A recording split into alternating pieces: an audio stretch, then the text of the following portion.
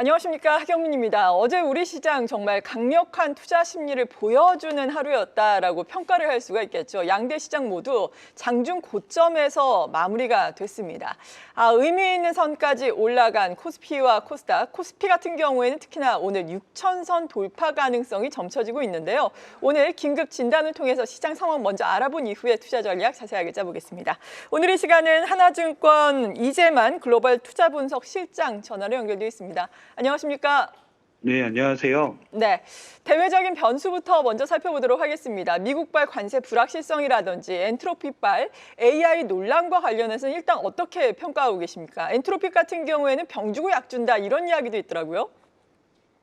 우선 기본적으로 AI 관련해서 말씀드릴 불확실성에 대한 내용은 결국 AI가 대체할 수 있는 소프트웨어 기업이라든가 이런 쪽들은 나중에 불가피하게 좀 흔히 얘기하는 불확실성이 더 높아질 수밖에 없지 않겠냐라는 생각인 것 같습니다.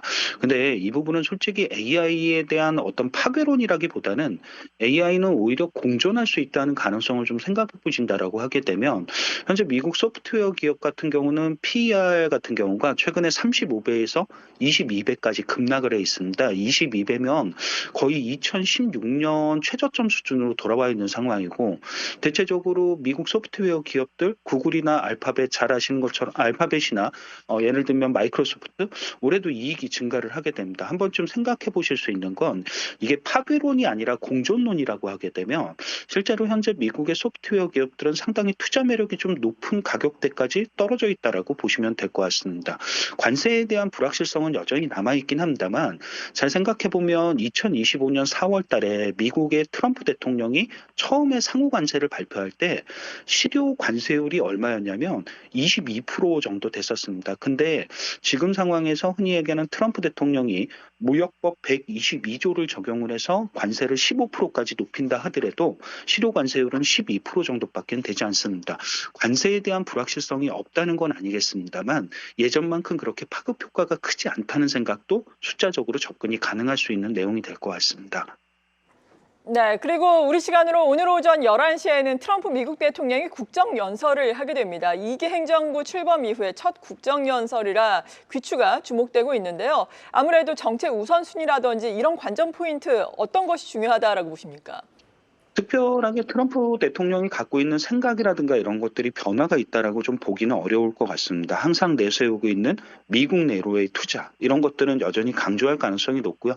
미국 내로의 투자를 유인하기 위해서 관세를 활용하는 것도 하나의 트럼프 대통령의 방법 중에 하나였으니까 그 큰 목표는 크게 달라지진 않을 것 같습니다. 당연히 어떻게 보게 되면 경제의 성장이라는 부분 그거를 갖기 위해서 흔히 얘기하는 낮아지는 금리에 대한 수준들 이런 것들도 조목조목 다시 한번 얘기를 할 가능성이 높아서 그냥 기본적으로 취임사에서 보였던 내용하고 크게 달라지진 않을 거다라는 생각을 어느 정도 갖고는 있습니다. 네, 크게 다른 이야기는 없을 것이다라고 말씀해 주셨습니다. 이제 국내 증시에 대해서 이야기를 좀 나눠보겠습니다. 코스피 지수가 6천선 돌파를 코앞에 두고 있는 상황입니다. 지금 시장에서 상승 동력이 되고 있는 것은 어떤 게 있다고 보십니까? 코스피의 상승 동력은 기본적으로 이익이라고 생각하시면 될 것 같습니다. 예를 하나 들어서 설명을 드리면 작년 12월 달 말에 코스피 순이익 추정치, 즉 2026년 순이익 추정치가 330조 원 정도 됐습니다. 근데 4분기 실적 발표가 다 끝나고 올해 그러면 이익 추정치, 순이익 추정치가 어느 정도 되냐면 대략적으로 460조 원 정도 됩니다. 한 123조 원 정도가 흔히 얘기하는 추가적으로 상향 조정이 됐고 이 부분이 지수를 이끄는데 가장 중요한 원동력이 됐다라고 보시면 될 것 같습니다.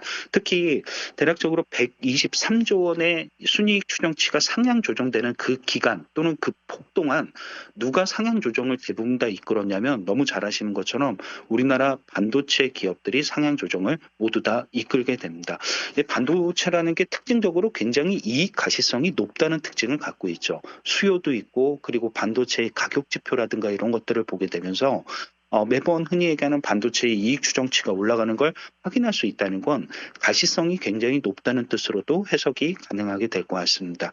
한 번쯤 어떻게 보면 우리나라는 PER이 상승을 해서 지수가 올라간 게 아니라 기본적으로 이익 추정치의 상향 조정, 그거를 이끌고 있는 가장 핵심의 반도체가 있었기 때문에 흔히 얘기하는 코스피가 거의 6,000포인트를 돌파할 수 있는 가능성, 이런 것들을 굉장히 높게 보실 수 있는 이유가 된다라고 보실 수도 있을 것 같습니다. 네, 반도체를 중심으로 한 이익 추정치 상향 조정이 계속해서 이루어지고 있다는 점 상당히 긍정적으로 말씀해 주셨습니다.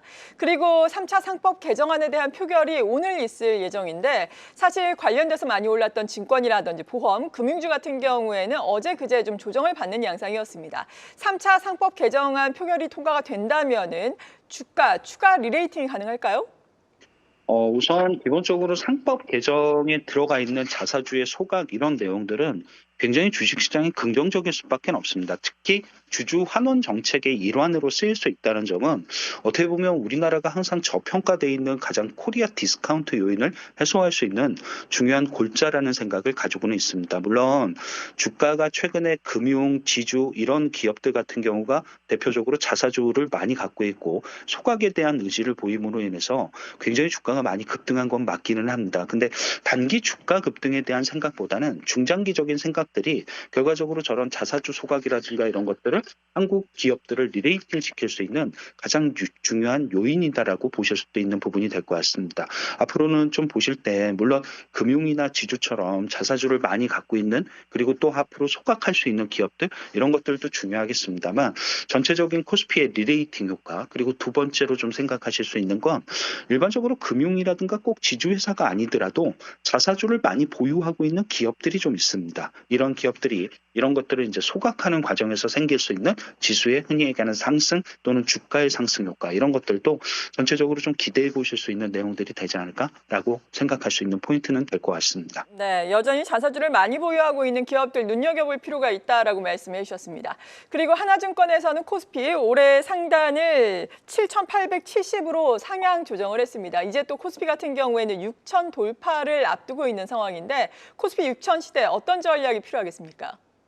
이게 지수의 상단을 높이는 건 대체적으로 다 이익을 기반으로 해서 높이게 됩니다. 그리고 그 이익 기반에 유동성이라는 게 있겠느냐가 굉장히 중요한 부분이 되겠죠.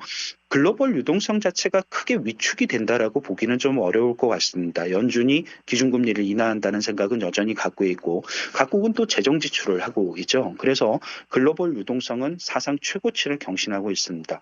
한국의 유동성을 바라보는 여러 가지 지표가 있겠습니다만 대표적으로 증시 고객 예탁금 이런 거를 보게 되면 100조 원을 이미 넘어서 있는 상황이기도 합니다. 한 번쯤 앞서 말씀드린 것처럼 반도체를 중심으로 해서 이익이 증가를 하고 있고 들어올 수 있는 대기자금 또는 유동성이 많다는 건 코스피 지수를 앞으로도 상당 부분 끌어올릴 수 있는 가장 중요한 원동력이 된다라고 생각을 갖고 있습니다. 그래서 이 두 가지를 기반으로 했을 때 코스피가 가질 수 있는 1차 상단으로 제시를 했던 건 6,650이었고요.